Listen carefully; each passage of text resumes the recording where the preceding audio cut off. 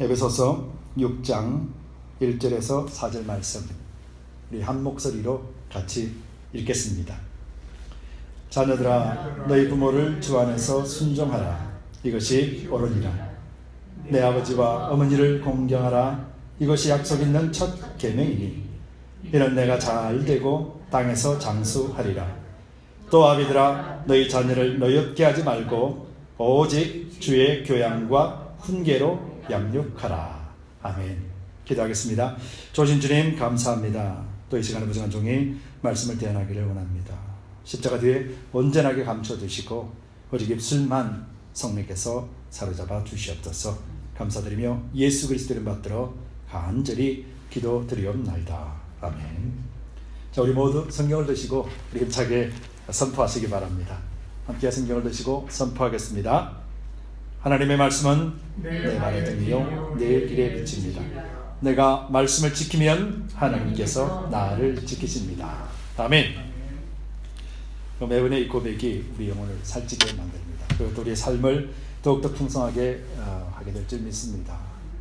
우리 함께 오늘은 특별한 날이니까 해피 마더스 데이라고 우리 한번 우리 어머니를 위해서 한번 선포하십시다. 해피 마더스 데이. 축하합니다. 축하합니다. 1년 동안 수고 많이 하셨습니다. 어머님들. 그리고 또 오늘 이 시간에 참여하지 못하는 우리 권사님들 또 어머님들께서도 수고하셨고 바라고는 또 이렇게 한자리에 또 함께 모여서 예배 드릴 수 있는 그날을 소망합니다. 여러분들 가정과 또 여러분들 건강과 또 여러분들 자녀를 통하여서 하나님의 풍성하신 은혜가 넘쳐나기를 예수님 이름으로 축복합니다. 자녀들은 누구를 제일 많이 닮습니까? 부모를 제일 많이 닮죠. 물론 그렇죠. DNA를 받았으니까. 외형만 닮는 것이 아니라 하는 행동이나 생각하는 것까지 닮아요. 그래서 좋은 것을 닮으면 참 좋은데 부모의 안 좋은 면을 닮고 있으면은 왠지 모르게 나와 똑같은 모습 속에서 기분 좋은 것이 아니라 화가 날 때가 참 많이 있습니다. 이런 건 참 안 닮았으면 좋겠는데. 그런데 어쩐 일인지 꼭 안 좋은 거는 더 많이 닮아요. 그게 이제 언뜻 눈에 보일 때 되면은 참 쓴웃음을 지을 때가 참 많이 있습니다. 이처럼 자녀들은 부모와는 뗄래야 뗄 수 없는 관계, 그리고 또 너무도 잘 아는 관계잖아요. 그러다 보니까 너무 쉽게 생각할 때가 있고 또 그런 관계 속에서 서로가 서로에게 대한 그런 존중이라는 것들이 점점 이렇게 사라져버리는 것 같아요. 너무 잘 알기 때문에. 그래서 상처도 많이 주게 되고 또 그 상처를 씻지 못하고 평생을 가져가는 경우가 너무도 많이 있어요. 요즘 특별히 더 그렇죠. 이 자녀들이 그러잖아요. 우리 부모도 말이 안 통해. 대화가 안 통해. 그런단 말이죠. 근데 저거들만 그러나 우리도 그런데 그지? 쟤들 말이 안 통해. 분명히 내 자식은 맞는데 어찌 이렇게 다를까라고 하는 것이 또 부모가 하소연하는 것이죠. 그런데 이런 것들 속에서도 잘 풀리고 또 이해하고 넘어가면 괜찮은데 이것이 쌓이다 보면은 결국에는 이것은 풀 수 없는 숙제가 되어져서 짐이 됩니다. 그리고는 일생을 안 보고 살아갈 그런 가정들도 참 많이 있습니다. 억지로 끊을래야 끊을 수 없는 관계인데도 불구하고 이런 감정들 때문에 부모와 자녀의 관계가 깨어지고 또 회복되지 못하는 단계까지 나가는 것들을 우리는 너무도 많이 보게 됩니다. 그래도 감사한 것은 우리가 그리스도 안에 있고 믿음의 가정이라는 것, 이것이 우리를 지켜주고 있다는 것에 대해서 더 많이 감사하게 됩니다. 그래서 여러분들은 그리스도 안에서 참 복받은 사람들입니다. 그리고 복받은 가정입니다. 이것을 믿기를 바랍니다. 우리가 지난 시간에 시편 128편을 살펴보면서 127편 3절에 있는 말씀을 우리가 읽었어요. 그게 뭐냐면 자식은 여호와의 주신 기업이요 태 열매는 그의 상급이로다 라고 말씀을 같이 나누면서 자녀들은 하나님이 주신 선물이기 때문에 하나님은 흠이 없는 것으로 주시잖아요. 그래서 자녀들은 완벽하게 하나님이 우리에게 주신 선물이다라고 같이 말씀을 나눴죠. 그래서 이 선물의 의미는 하나님이 가정에 주신 선물이라면은, 또 이 자녀는 가정에 있어서 어떤 존재냐면은 가정의 존재, 즉 가정의 유업을 이어받게 하신단 말이에요. 그래서 이 자녀가 없으면은 그 대가 끊어져 버리죠. 그 자녀가 있기 때문에 그 대를 계속해서 이어가게 된단 말이에요. 그런데 그 대를 이어갈 수 있게 만드는 자녀가 하나님이 주신 선물이라는 거예요. 그러면은 이 가정의 존속은 누구의 손에 달려 있냐면은 부모도 아니요, 자녀도 아니요, 오직 하나님 손에 달려 있다는 것을 우리는 볼 수가 있다는 것입니다. 그래서 하나님이 우리의 가정의 주인 된다는 것, 이것이 얼마나 감사하고 또 기쁜 일인지 우리는 말씀을 통해서 매일같이 확인하게 됩니다. 그래서 우리는 즐거운 자요, 또 우리 가정은 복받은 가정입니다. 이것이 우리가 아는 그리스도인의 가정입니다. 그런데 그리스도인의 가정에서 누리는 이 복과는 전혀 상관없이 전혀 이런 관계가 성립되지 아니하고 살아가는 그런 사람들의 부류가 있었는데, 그 부류가 누구냐 그러면은 오늘 본문 속에 있는 에베소 사람들이었다는 거예요. 여러분, 이 에베소는 로마의 지배를 받고 있고, 그리고 또 이 에베소는 지금 오늘날에는 터키지요. 터키 서남부 지방에 있는 쪽인데, 당시 로마의 지배를 받고 있는 로마, 알렉산드리아, 그리고 또 에베소, 안디옥은 이 로마 이 제국에서도 가장 큰 4개 도시 중에 하나였었어요. 그래서 인구가 한 25만 명이 사는 에베소고, 그리고 전체적인 문화를 다 로마 문화권에 살고 있기 때문에 로마의 영향을 엄청나게 받았죠. 그리고 또 삶의 방식도 로마와 거의 비슷하게 살아가고 있습니다. 그래서 오죽했으면 계시록에 이 에베소 교회를 뭐라고 말합니까? 처음 사랑을 잃어버렸다라고 말하죠. 우리가 말씀을 나누었듯이 처음 사랑은 예수님을 말씀하시는 거거든요. 그 예수님의 사랑을 잃어버렸다라는 것은 예수님하고 관계없이 삶을 살고 있었다라는 것이죠. 어디서요? 모든 전체적인 삶에서도 그렇겠지만은 특별히 어디 있으냐면 가정 안에서도 그랬다라는 것이에요. 그래서 그 가정이 어떤 가정이냐라고 알 수 있으려면은 로마 제국 시대 때 그 가정의 환경이 어떠한지를 살펴볼 필요가 있는데, 당시 로마 시대 때는 이 가부장적인 권위가 우리가 생각하는 것 이상이었어요. 그것을 파트리아 포테스타스라고 하는데요, 이건 아버지의 권위를 나타내요. 이것이 얼마나 심했냐면은 자식을, 내가 원치 않는 자식을 낳았어요. 그럼 이 자식을 안 길러요. 그냥 갖다 버려버려요. 그래도 심지어는 장애가 또 하자가 있는 그런 자녀가 태어나면은 심지어는 죽이기까지 됐고, 그리고 또 자녀들을 자녀로 생각하는 것이 아니라 어떤 물질관에서, 그래서 물질관으로 생각하기 때문에 잘난 자녀는 내가 거둬주지만은 부모가 볼 때 정말 보잘것없는 그런 자녀라 그러면은요, 종으로도 팔아버리고요, 그리고 또 논에가 나갈 때 일을 시키면서도 몸에 어떤 쇠사슬을 다 감아가지고 종처럼, 그러면서 매를 때리고 심지어는 맞아서 죽는 그런 경우도 참 많았던 시대가 이 시대였다라는 거예요. 그러니 그 가정 안에서는 하나님 없는 가정뿐만 아니라 그 가정 안에서는 심지어는요, 부모가, 아버지가 내 아들이 내가 볼 때는 시원찮아, 그래서 내 유업을 이어줄 수가 없어요. 그래서 다른 데 눈을 돌립니다. 그래서 양자 될 만한 사람이 자기 자식보다 더 월등히 뛰어나거나 더 잘났으면은 그 사람을 양자로 입양하고 그 사람에게 재산을 넘겨주는 그런 문화가 바로 로마 시대, 로마 권력 안에 있는 아버지의 권력이었다는 거예요. 이런 엄청난 권력을 가지고 있던 그 시절에 가장 누가 제일 힘들었겠습니까? 바로 자녀들이 힘들었을 것이라는 거예요. 당연하지 않겠습니까? 잘난 자녀야 뭐 부모로부터 대접을 받으니까 관계없지만은, 잘나지 못한 자녀들은 부모로부터 이렇게 멸시당하고 종으로 팔릴 수도 있고 죽음으로 갈 수도 있고 인정받지 못하는 그런 시대에 산다라는 것은 자녀들에게는 엄청난 고통이 될 수밖에 없지. 그런데 이 에베소를 통하여서 사도 바울은 가정은 그런 것이 아니다라고, 또 아버지는 이런 것이다, 자녀는 이런 것이다 라고 알려주고 있는 거예요. 바로 이것이 오늘 본문의 내용입니다. 그러면서 먼저 그 과정을 통해서 에베소서를 그 과정에서 사도 바울이 먼저 자녀에게 이렇게 말하는 거예요. 그것이 오늘 본문 1절 말씀인데, 자녀들아 너희 부모를 주 안에서 순종하라, 이것이 옳으니라 라고 시작되면서 1절부터 4절 사이를 하나님의 안에 있는 가정이 어떠한 것이며 또 어떠한 가정이 되었을 때 복을 받는 것인가에 대해서 말해주고 있는 거예요. 그러면서 오늘 이 에베소서가 전하는 아버지 상, 그리고 또 자녀의 상이 어떤 것인지 살펴보면서 우리 그리스도인의 복이라는 제목으로 부모와 자녀와의 관계에 대해서 살펴보고자 합니다. 여러분, 부모와 자녀는 떨어질래야 떨어질 수 없는 관계입니다. 그래서 혈연 관계라고 그러죠.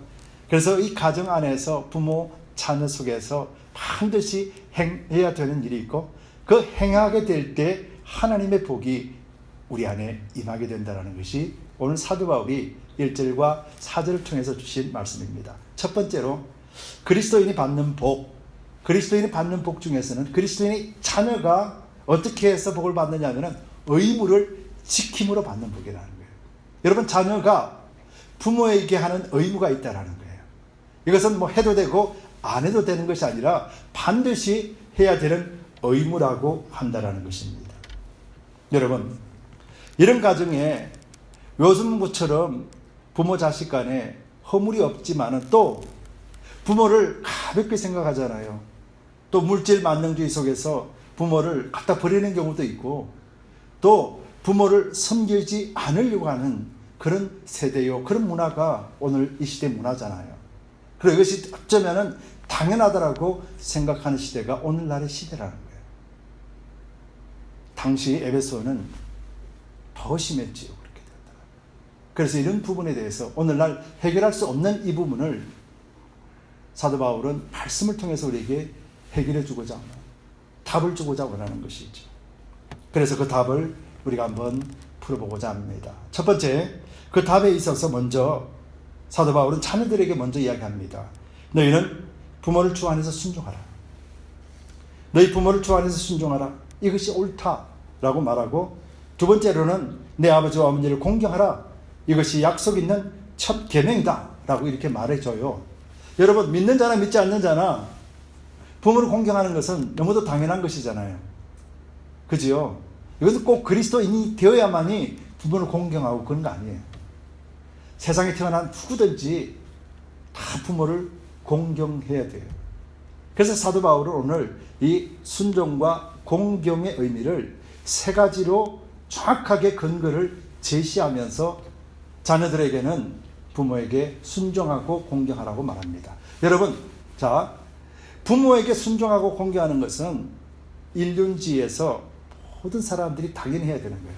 이것이 뭐냐면은 오늘 사도 바울이 말하는 것은 우리 인간의 본성으로 하나님이 주신 것이라는 거예요. 그래서 꼭 그리스도인이 아니더라도 불교를 믿는 사람이라든지 또 유교 사상을 가지고 있는 동양 사상에서라든지 더욱더 부모에 대해 순종하고 공경하는 것을 강조하고 있잖아요. 이것은 지상에 있는 어느 나라든지 다 똑같아요. 어느 민족이든지 변하지 않고 다 똑같아요.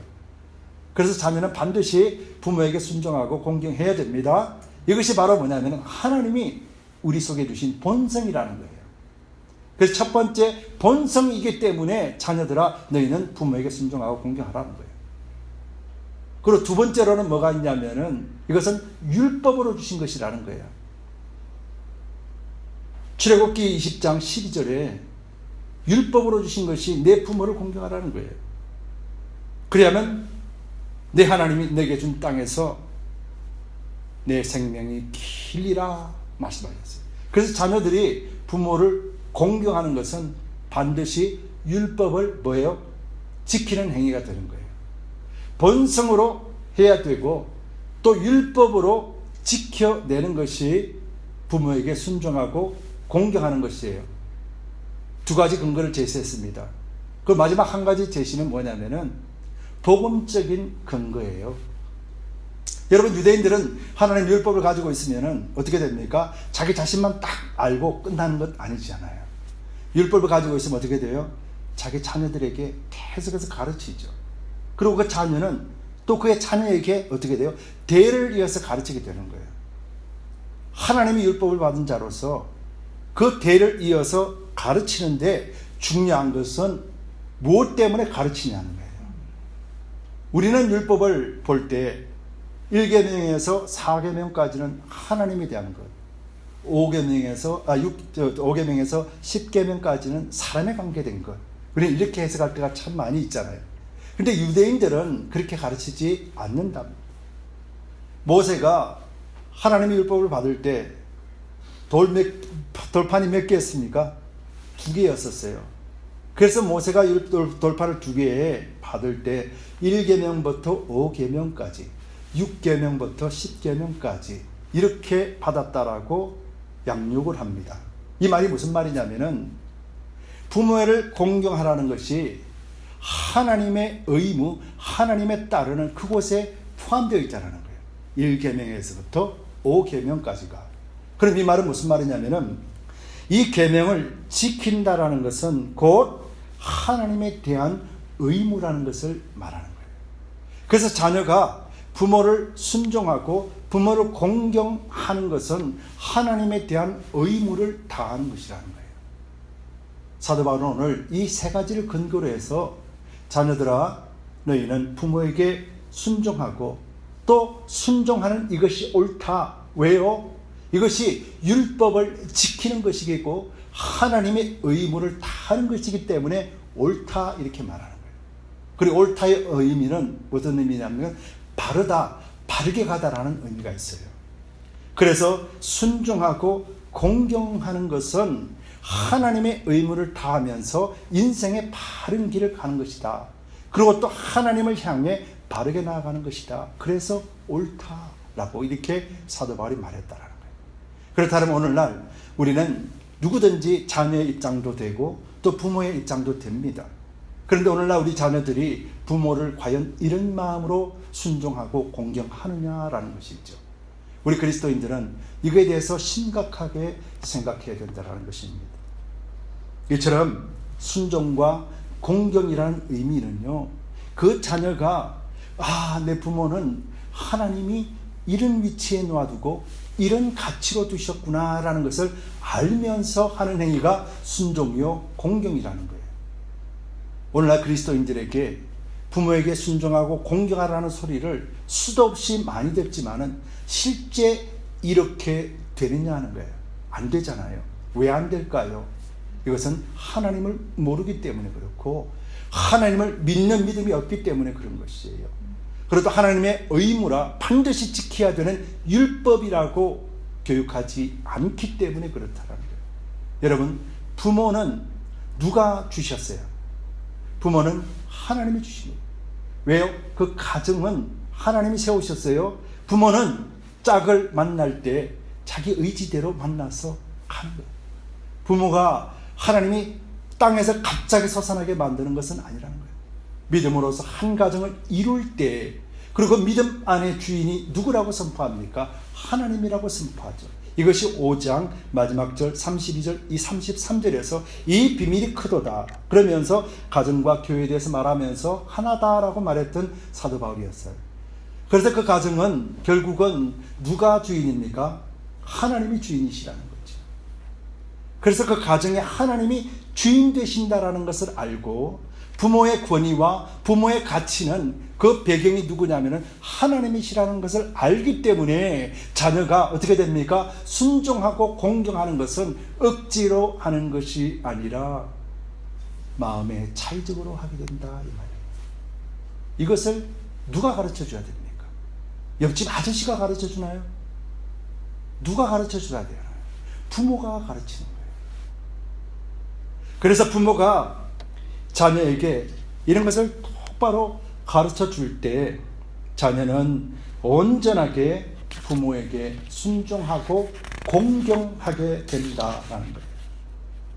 그래서 자부모는 하나님의 권위로서 자녀에게 사랑으로서 가르치지만은 부모는 분명하게 부모에 관한 위치와 가치와 자녀들이 행해야 될 일에 대해서 분명하게 가르쳐야 될 의무가 있게 되는 거예요. 그래서 자녀에 대한 책임은 누구 책임입니까? 부모의 책임이라고 성경은 말하고 있습니다. 그렇다면 결국은 이 자녀들이 받는 복은 누구로 인한 복입니까? 부모로 인해서 받는 복이라는 거예요. 자, 여러분들은 자녀들이 많은 복을 받기를 원하시죠. 그런데 나 때문에 애들이 복을 못 받는다. 내가 하나님을 경외하지 못하고 내가 하나님 앞에 있어 가르치지 못해서 그 복을 지금 못 받고 있다라고 생각한다면 우린 너무 억울하지 않습니까? 내 자식이 얼마나 하나님의 복을 받고 얼마나 많은 것을 누리려고 그것을 소망하는 것이 부모의 마음이라면 우리는 오늘 이 순간에도 자녀를 향해서 하나님을 잘 알 수 있도록 우리는 기도하고 그 말씀을 통해서 그들에게 가르쳐 줘야 된다는 거예요. 부모에게 자식은 그 자식이 100살이라 할지라도 자식일 수밖에 없는 거예요. 그래서 부모는 그 자식이 하나님 앞에 복을 받는 존재가 되게 하기 위하여 자녀의 의무를 다할 수 있도록 우리는 가르쳐야 되는 거예요. 그래서 그가 하나님의 율법을 따르고 지키고 행함으로 말미암아서 하나님 앞에 의롭다 인정받는 자가 되는 거예요. 즉 자녀가 부모에게 부모의 위치와 가치를 정확하게 알고 순종하고 공경하는 것은 이 자녀가 하나님의 법을 지키고 하나님의 의무를 다하는 것과 같다라는 거예요. 그래서 복을 받는다는 거예요. 사도 바울은 오늘 그들에게 이렇게 말하고 있다는 거예요. 그러면 부모는 어떨까요? 그럼 오늘 사도 바울이 자녀에게 먼저 이야기는 했지만은 야, 너희가 먼저 부모를 공경하고 순종해 이렇게 말한 것 아니에요. 사도 바울이 이렇게 말한 것, 이것은 자녀와 부모가 다른 자녀랑 똑같은 선상에서 똑같이 하나님의 의무를 다해야 된다라고 가르치는 선상에 있다는 거예요. 그래서 두 번째로 보면은 그리스도인이 받는 복 중에 두 번째는 이제 부모가 하는 것들이 있어요. 그래서 두 번째로는 그리스도인이 그래 부모가 의무를 지킴으로 받는 복이 있다는 거예요. 여러분 부모가 하나님 앞에 의무가 있다는 것 여러분들 인정하시죠? 4절 말씀 보겠습니다. 4절 말씀, 또 아비들아 너희 자녀를 노엽게 하지 말고 오직 주의 교양과 훈계로 양육하라. 사도 바울은요 먼저 자녀들에게 그렇게 말한 이유는 자녀들이 너희가 먼저 그렇게 해야지라고 말한 의미가 아니라고 말씀드렸어요. 자, 이 말의 배경을 알려면 조금 전에 말씀드렸다시피 이 자녀가 살았던 그 로마 시대의 배경을 우리가 조금 전에 잠깐 살펴보았습니다. 그런데 이 시대에는 정말로 아까 전에 조금 전에도 말씀드렸다시피 부모는 자녀를 어떻게 여깁니까? 물질주의적으로 여기는 거예요. 그래서 사람들과 비교합니다. 그래서 내 자식이라는 그 위치를 무엇으로 바꾸어 버리냐면은 비교 대상으로 바뀌어 버리는 거예요. 절대적인 자녀의 위치, 절대적으로 바꿀 수 없는 자녀의 위치임에도 불구하고 아버지는 어떻게 됩니까? 잘나고 못난 것에 대해서 대처한다라는 거예요. 그래서 너희가 내 말 안 들어? 네가 내 마음에 안 들어? 그럼 나는 항상 너희를 버릴 수 있어. 잘해. 이것이 그 당시 부모의 권력이었고 부모의 행태였다라는 거예요. 그러면 이 부모의 형태 속에서 누가 제일 많이 상처를 받아요? 자녀가 상처를 제일 많이 받는 거죠.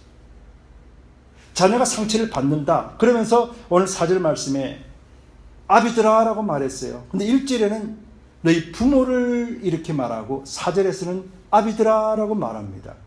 즉 부모를 공경하라 아비들아 말한 것은 둘 다 부모지만은 특별히 아버지의 권위, 가부장적인 권위가 주로 아이에게 상처를 주기 때문에요.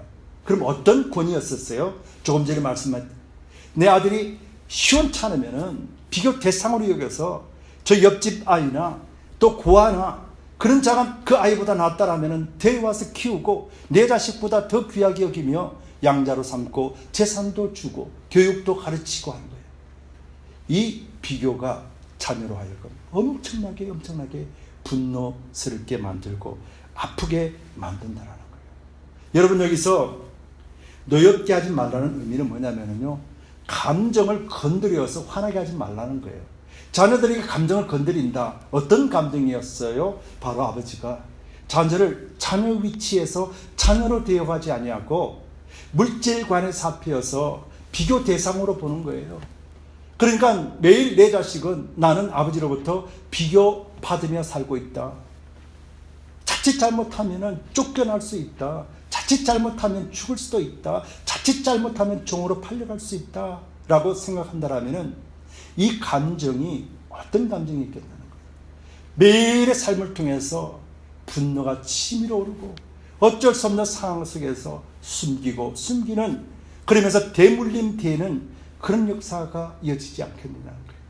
지금 오늘 사도 바울은 자녀를 노엽게 하지 말라는 것은 감정을 건드리고 감정에 상처를 주지 말라는 거예요. 비교한다는 거예요. 여러분, 어른들도 그렇잖아요. 저는요, 이 세상에 살면서 가장 기분 나쁜 게 뭐냐면요, 누구랑 비교하는 거예요. 여러분들도 그렇지 않겠어요? 나 안 그래? 그런 사람이 있으면요, 저 딱 3초면은 그 사람 엄청나게 기분 나쁘게 만들 수 있어요. 다른 사람과 비교해버리면요, 어느 누구든지 그 마음에 엄청나게 상처를 입습니다. 표현은 안 해도요, 세상에 어떤 잘난 사람이랄지라도 그보다 더 잘난 사람과 비교해버리거나 그러면서 그 마음에 상처를 주기는 굉장히 쉽습니다. 하물며 어른들도 이럴진데 우리 자녀들끼리 비교하는 것도 마음이 상하는 일인데, 옆집 아이와 비교하고 이보다 잘난 사람들과 비교한다면 그 아이의 마음은 얼마나 상처가 가겠는다는 것이죠. 바로 이것을 이야기하는 거예요. 그러면서 사도 바울이 이 말씀의 의미를 우리가 다시 한번 해석을 해본다면, 야 부모야, 너희가 딴 데서 좋은 거 찾지 말고 네 자식을 너희 스스로가 그 자식이 너희가 마음에 드는 대로, 네가 흡족할 대로 그렇게 한번 키워봐라 말이에요. 그 자녀들을 하나님의 말씀과 훈계로서 양육을 하되 내가 원하는 대로 양육할 수 있도록 다른 사람한테, 또 다른 사람이 키워놓은 것 비교해서 가져오지 말고 네 스스로가 네 자녀를 네가 원하는 만큼 사랑하고 네가 원하는 만큼 잘 양육해서 네가 원하는 만큼의 그런 자녀들로 만들어 봐라는 말과 똑같은 말이라는 거예요. 여러분, 우리 자녀들은 하나님이 주시는 완전체라고 그랬잖아요. 그렇기 때문에 우리 기대보다도 더 큰 능력과 더 큰 지혜와 더 큰 은혜를 가지고 있는 거지. 우리 생각 속에서 가둬두지 말고 하나님의 풍성함 속에서 자라날 수 있도록 우리가 하나님의 말씀으로 양육하고 또 훈계해야 되지 않겠습니까? 영국의 복음주의 로이드 존스 목사님이라는 사람은 이렇게 이야기를 했어요. 부모들이 동물과 꽃을 기르는 데 신경 쓰는 것만큼 자녀들에게 신경을 쓴다라면 상황은 매우 달라질 것이다. 그렇게 이야기했어요. 이분은 벌써 오래전에 하늘나라 간 분이에요. 50년 전의 일이에요. 50년 전에도 꽃이나 동물을 키우는 그 마음으로 자녀를 키운다면은 이라고 말했다라면은 오늘날도 마찬가지 않겠습니까? 부모들이 동물, 특별히 요즘 강아지를 너무 좋아하잖아요. 강아지 대하듯 자녀에게 대해도요, 그 자녀는 행복할 거예요. 강아지에게는 그렇게 사랑을 베푸면서도 자녀에게는 싫은 소리, 온갖 소리 다 합니다. 하나님이 어찌 이것을 기뻐하겠습니까? 꽃을 보며 아름답구나, 꽃을 보면서 힐링되는구나, 그러면서 자녀를 보면은 내가 저놈 때문에 못 살겠구나 라고 한다라면은 하나님이 과연 이 가정에 어떤 복을 주시겠냐는 거예요. 어떻게 기뻐하시겠냐는 것이죠. 여러분, 자녀를 노엽게 하지 말라는 것은 자녀의 감정을 건드려가면서 그렇게 하지 말라는 거예요. 자녀의 감정은 하나님이 주신 감정이잖아요. 그래서 자녀의 감정은 무엇으로 채워야 됩니까? 하나님이 주시는 마음으로 채워질 수 있도록 우리가 잘 인도해 줘야 된다는 거예요. 자녀는 동물보다 낫잖아요. 자녀는 꽃보다도 낫잖아요. 하나님이 우리에게 상급으로 주신 유업인데 우리의 대를 이어서 우리 태를 이어서 나가는 한 가족의 존재를 이어가는 그런 특별한 존재임에도 불구하고 동물이나 꽃보다도 못하게 생각한다면 이것 또한 우리가 하나님 앞에서 회개해야 될 줄 믿습니다. 그래서 사도 바울은 부모에게 말한 이 말이 오늘 4절 이 말씀을 딱 한마디로 말하면은요, 부모된 너희가 원하는 그런 능력 있는 자녀들을 너희가 직접 길러라 이 말이에요. 4절의 이 말씀이 딴 데서 데리고 오거나 비교해가면서 자존심 팍 상하게 만들어서 딴 데 가서 기피하고 살지 못하게 만들고 그러지 말고 네가 부족하면은 네가 채워주고 네 양에 차지 않으면은 양에 찰 때까지 교육하고 또 말 안 들으면 매를 들어서라도 훈계하면서 어디에서요? 주의 교양과 훈계로 주님의 것으로 하라 이렇게 말하는 것이죠. 그렇게 될 때 부모와 자식 관계에서 부모는 오늘 말씀드린 것처럼 자녀는 하나님이 주신 유업이고 상급이라는 그 말씀 속에서 자녀를 이렇게 잘 길러내면은 결국 이것은 하나님의 말씀을 지켜내는 것입니다. 그래서 하나님의 말씀을 지켜내는 이것이 부모에게는 의무가 되는 거예요. 그래서 이 의무를 지킬 때 그 가정은 하나님의 온전하심을 통하여서 자녀들이 양육이 된다는 것을 말합니다. 그랬을 때 누가 복을 받습니까? 여러분들은 우리가 자녀가 잘 되고 이 땅에서 장수한다라면 이보다 더 큰 복이 없겠죠. 내가 되는 것보다 우리 자녀가 그렇게 된다라면 이보다 더 큰 복은 없을 것입니다. 모든 부모의 기도와 또 모든 부모의 간구가 다 이 한마디면 족하다라는 거예요. 내 자식이 잘 되고 이 땅에서 장수하는 복, 이보다 더 큰 복은 없다라는 거예요. 그런데 여러분, 이 복이 자녀만의 복인 것인가 하는 것이죠. 자녀만의 것이 아니라는 거예요. 그게 누구 복이에요? 자녀가 잘 되면 누가 더 좋아요? 부모가 좋잖아요. 부모가 좋다라는 것은 순간순간마다 즐겁다라는 것이잖아요. 그래서 자녀가 잘 되는 복이라는 것은 결국은 부모의 복이라는 거예요. 그래서 그리스도인은 주님 안에서 그 가정이 복을 받는 거예요.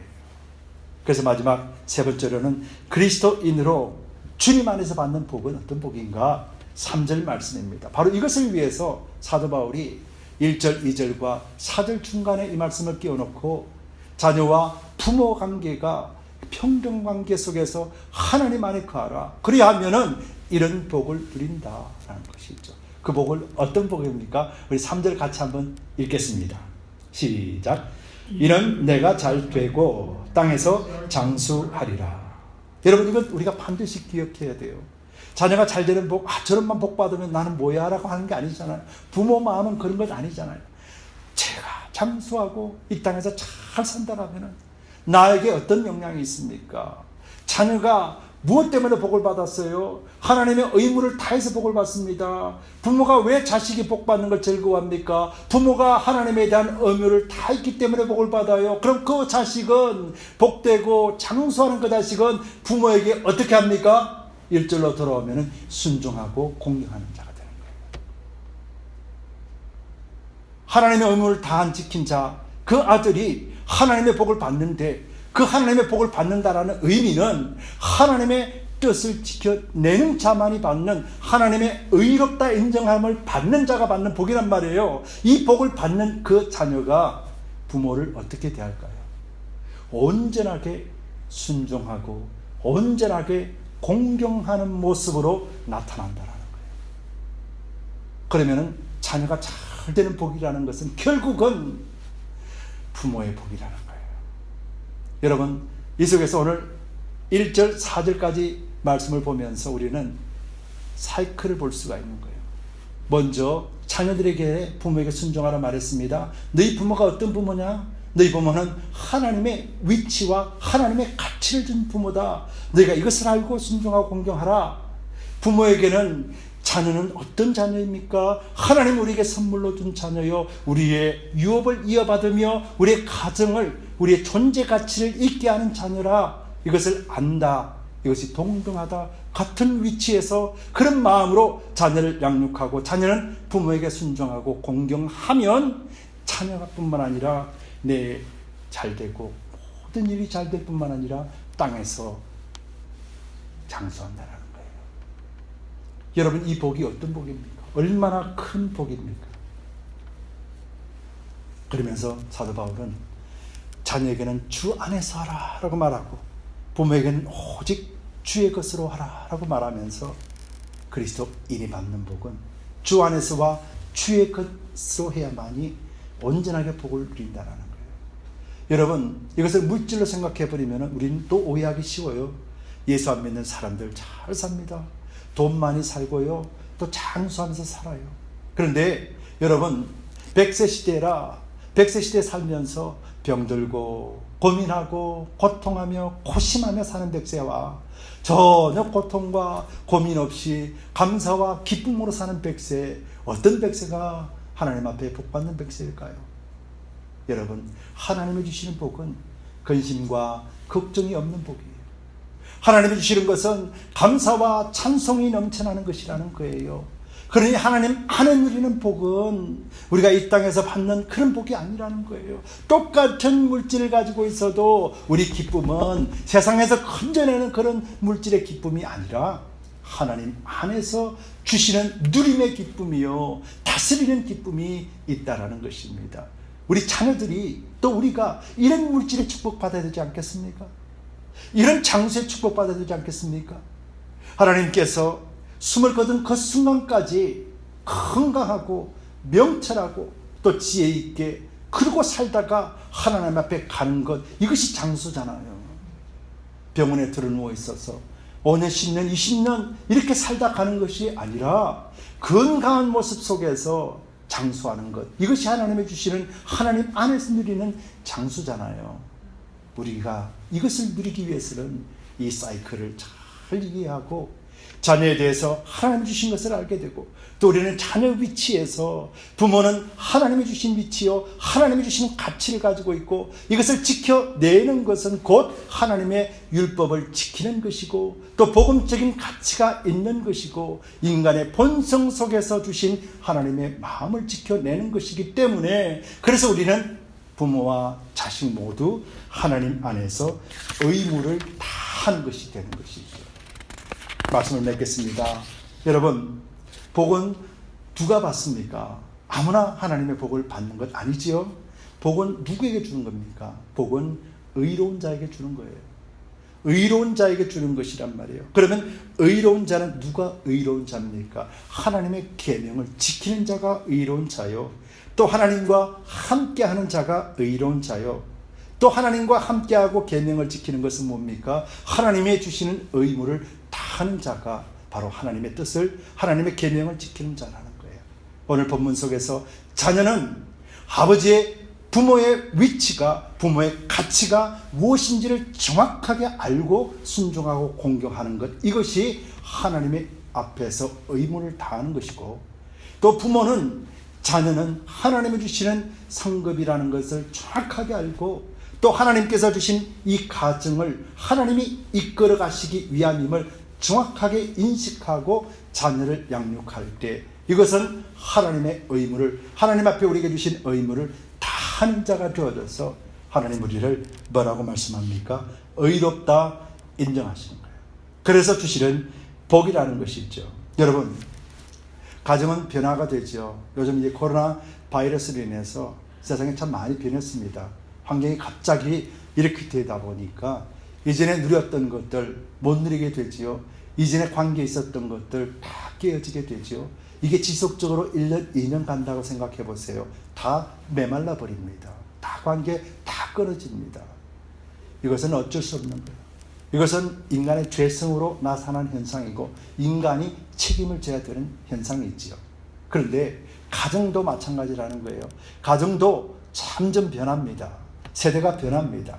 이제 자식을 넣고 대학 교육 시켜주고 결혼시켜준다고 해서 자녀가 부모에게 감사하는 시대에 지나갔다라는 거예요. 이런 시대가 지금 이 시대라는 거예요. 그런데 태초부터 지금까지 단 한 번도 변하지 않는 것은 하나님이시라는 거예요. 단 한 번도 변하지 않는 것은 예수 그리스도시요 말씀이라는 거죠.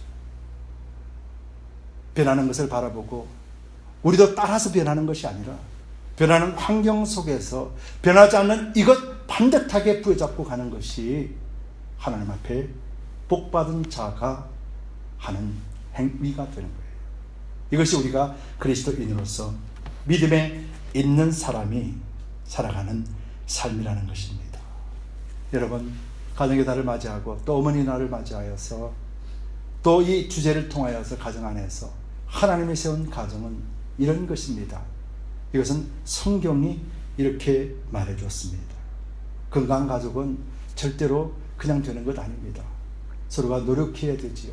수고해야 됩니다. 그런데 어디서 수고를 해야 됩니까? 바로 주님 안에서 수고해야 되는데, 주님 안에서 수고하는 것이 무엇입니까? 주님 안에서 매일같이 엎드리는 거예요. 주님 안에서 기도하는 거예요. 말씀을 부여잡고 매달리는 거예요. 이것이 부모가, 자녀가 주 안에서, 주님 안에서 수고하고 노력하는 것이죠. 그리할 때 이 모든 것을 주관하시는 하나님이 이 가정을 책임져 주실 뿐만 아니라 부모로서 의무를 다한 그 의무 앞에 하나님은 복을 주실 것이고, 자녀로서 의무를 다한 그 자녀를 의롭다 인정하시고 복을 주신다라는 것입니다. 여러분, 성경이나 또 보면은 이 부모가 신앙생활 잘하면서 자녀들에게 신앙으로 유산을 잘 물려주는 가정은요, 여러분들 다 아시잖아요. 절대 망하는 가정이 없어요. 그 가정은 절대 세상에 침범할 수 없는 무언가가 있다는 거예요. 혹시 이 말씀 들으면서 내 가정 그런 거 아닌데 라고 생각하실 분 없으시죠? 바로 여러분 가정이 그렇다는 거예요. 바로 여러분의 가정이 그런 가정이라는 거예요. 이것을 여러분들 믿으시기 바랍니다. 여러분들 가정은 우리가 생각하는 것 이상으로 하나님이 든든하게 붙들어주고 하나님이 더 든든하게 만들어 가신다라는 것 잊지 마시기 바랍니다. 그래서 이에 더하여서 더 하나님의 의무가, 하나님에 대한 의무가 무엇인지를 정확하게 알고 행한다라면 지금까지 누렸던 그 복보다도 더 풍성한 것을 우리는 누릴 수 있다는 거예요. 우리 자녀들에게도 줄 수 있다는 것을 여러분들 잊지 마시기 바랍니다. 그래서 모든 복의 기준은 하나님이시고, 또 그 복을 받는 우리 그리스도인의 복은 바로 자녀가 하나님의 의무를 지켜낼 때, 또 부모가 하나님의 의무를 잘 지켜낼 때, 그때 우리 가정은 참된 그리스도 안에서의 복을 받고 누릴 수 있다라는 것 여러분들 잊지 마시고 항상 하나님 안에 굳건하게 서 계시기를 바랍니다. 그래서 가정과 또 주께서 세우신 교회 공동체가 하나님이 기뻐하시는 그런 복된 통로로서 하나님이 주시는 풍성한 복들을 마음껏 누리고 이 세상으로 흘러보낼 수 있게 되기를 예수 그리스도 이름으로 축원드립니다. 우리 함께 기도합시다. 좋으신 주님, 고맙고 감사합니다. 오늘도 주님께서 허락하신